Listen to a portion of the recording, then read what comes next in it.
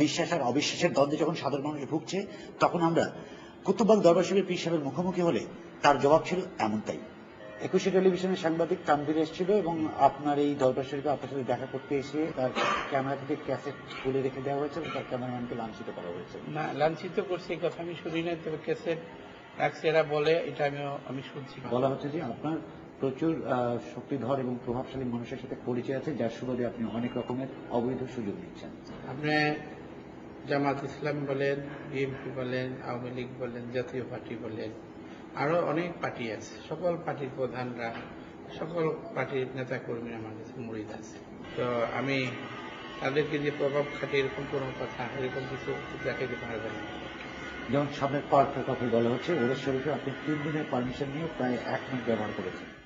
এখানে তো আমাদের পারমিশন দিচ্ছে, যেহেতু এটা সাজসজ্জা করাইতে হবে, মানুষ বসবে, প্যান্ডেল করতে হবে, গেট করতে হবে, 15-20 দিন আগে, 1 মাস আগে সময় লাগবে না। আপনি যে বাড়িটাতে আছেন, এই বাড়িটা রাজুক থেকে অনুমোদিত 6 তলা ভবন পর্যন্ত, কিন্তু আপনি নির্মাণ করেছেন 10 তলা পর্যন্ত। পুরোপুরি এই বিষয়টা আমি ক্লিয়ার না, কেন এটা একজনের করতে আমার মুরিদ, তার কাছে সব কাগজপাতি আছে।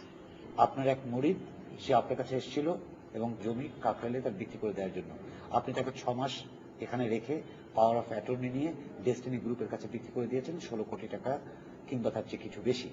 না, এটা তো মিথ্যা কথা। তারা পাওয়ার দিছিল, তো সেই লোক বলছে যে আমি বাবা দরবারকে দিলাম, আমি পারতেছি না, এটা আমার উদ্ধার করতে পারতেছি না, অনেকে এটা দখল করে রাখছে। আমি বলছি বাবা এই কিন্তু আমার কাজ না।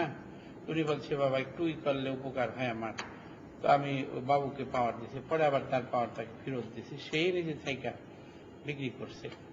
উনি বলছেন যে প্রথম পাওয়ার বাবুকে দেওয়ার পরে আপনি তার বাড়িতে 20,000 টাকা পাঠিয়ে দিয়েছেন এবং ওনাকে এখানে থাকতে বলেছেন।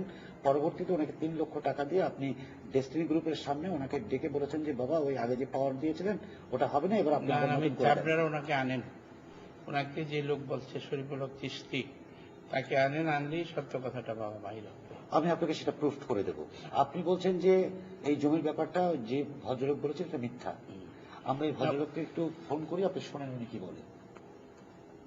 শরীফুল হক চিশতি, আমি না একে ফোন করেন না, কিন্তু ডেস্টিনি গ্রুপ তো বলছে টাকা আপনাকে দিয়েছে। আমাকে দিয়েছে, ডেস্টিনি তো জানে, তারাও ছিল সামনে আমার, তারাও তো জানে, যার যার টাকা ভাগ করে দিছি, যে এটা নিরাপত্তার জন্য আমার হাতে দিছিল, কথা তো সত্য বাবা। আপনি নারায়ণগঞ্জে যেখানে আপনার গ্রামের বাড়ি, সেখানে আপনার প্রচুর সম্পত্তি রয়েছে এবং সেখানে রেলেরও কিছু সম্পত্তি আপনি দখল করেছেন। দখলের তো কোনো কথা নেই, এখানে লিজে আছি আমরা। বলা হচ্ছে যে আপনি ওরস শরীফের সময় যে উট এবং গরুগুলো এখানে আসে সেগুলো শোডাউন করার জন্য আনা হয়, কারণ এবছর শোডাউন সবই যে খাওয়াই দিতে হবে, কি আমার কোনো মানুষকে দিতে হবে কিনা বলে। বলা হয় যে আপনার এখানে যারা মুরিদ হতে আসেন তাদের জন্য কিছু নিয়ম আপনি বেঁধে দেন। না, এটা যেমন খালি হাতে আপনার কাছে আসা যাবে না। না, এই কথা কি কোনো জায়গায় আছে কিনা, লেখা আছে কিনা বাবা? এটি লেখা আছে মুরিদের আদব। হ্যাঁ, ও বইতে লেখা থাকতে পারে, প্রতিভাতে জি, পীরের কাছে আসলে খালি হাতে আসা কি জানি একটা যাবে না, যাবে না, কি আছে আদবের জন্য কিছু কথা বলা আছে। আমি আপনাকে দেখাই। আদাবুল মুরিদ বলা হচ্ছে মুরিদকে অবশ্যই পীরের উপর পরিপূর্ণ আস্থাশীল হতে হবে, পীরের নির্দেশ যথাযথ পালন করতে হবে, পীরের কোনো কাজে সন্দেহ করিবে না। তো আপনিও তো ভুল করতে পারেন, তাহলে তো সে মুরিদ থাকবে না। যে যাকে পীর মানে, গুরু মানে, তার প্রতি সন্দেহ থাকলে সে তো মুরিদ থাকতে পারে। কিন্তু তাহলে আপনি তো তাকে ডমিনেট করলেন। না না, আমি যে ভুল করতে পারি এই বিষয়টা সে আগেই যাই না, শুধু তার মুরিদ হইতে হবে। আচ্ছা, দ্বিতীয়, মুরিদ হওয়ার আগে তার জানতে হবে, বুঝতে হবে। প্রয়োজন ছাড়া পীরের সম্মুখে হাঁটবে না এবং তার ছায়া পারাবে না। এখানে আদবের জন্য। এটার কারণটা কি? এটা হলো মাকতুবাত শরীফের, মুজাদ্দিদ আল ফিসারির মাকতুবাত শরীফের থেকে নেওয়া।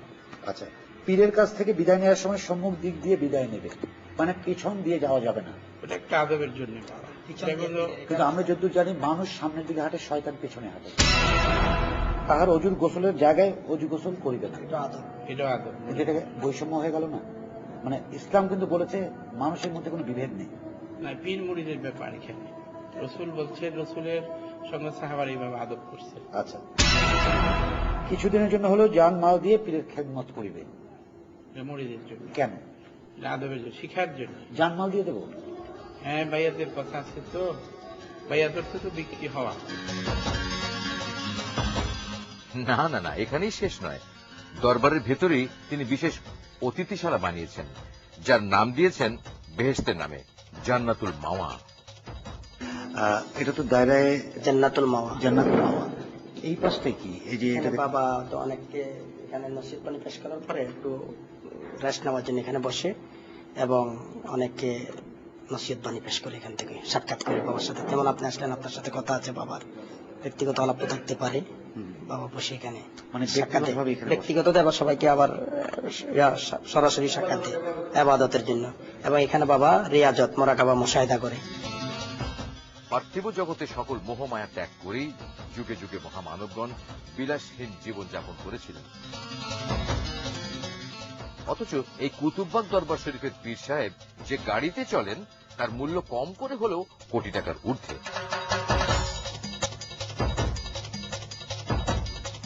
ধর্মের নামে ব্যবসা আর কতদিন চালাবেন কুতুববাগ দেওয়ানের মতো ভণ্ড পীরেরা? ভণ্ডামির আশ্রয়ে রাতারাতি আঙুল ফুলে কলা গাছ হচ্ছেন তারা, আর নিঃস্ব হচ্ছেন ধর্মান্ধ ভক্তরা। যার বিশ্বাস তার কাছে, কারো বিশ্বাসের মূলে আঘাত করা কিংবা কাউকে ছোট করবার জন্য নয়, প্রকৃত সত্যকে সবার সামনে তুলে ধরবার জন্যই আমাদের ছিল এই প্রচেষ্টা।